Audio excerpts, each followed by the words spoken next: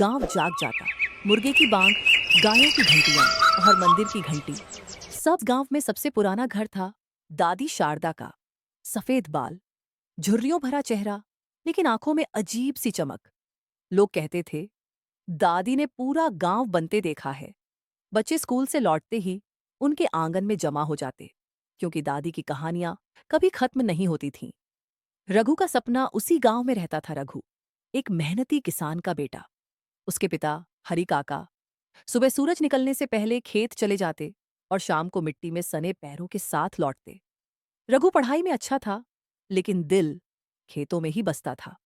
रघु का सपना था कि वो खेती को नई तरह से करे। कम पानी, ज्यादा फसल और बिना झर वाली खेती। लोग हंसते थे, अरे रघु, ये सब शहर की बातें हैं। लेकिन रघु चुप रहता। सूखे का साल एक साल ऐसा आया जब बारिश ने मुंह मोड़ लिया।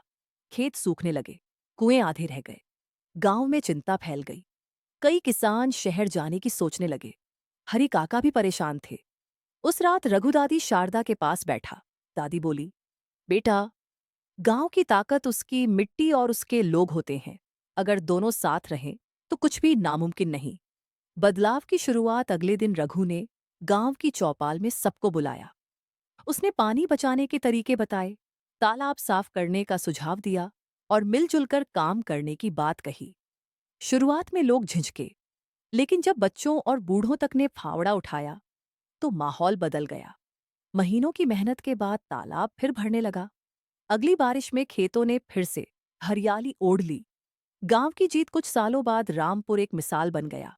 शहरों से लोग सीखने आने लगे। रघु ने गांव में ही रहकर सब कुछ कर दिखाया।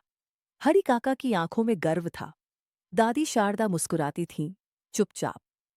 एक शाम दादी ने कहा, देखा, गांव कभी छोटा नहीं होता।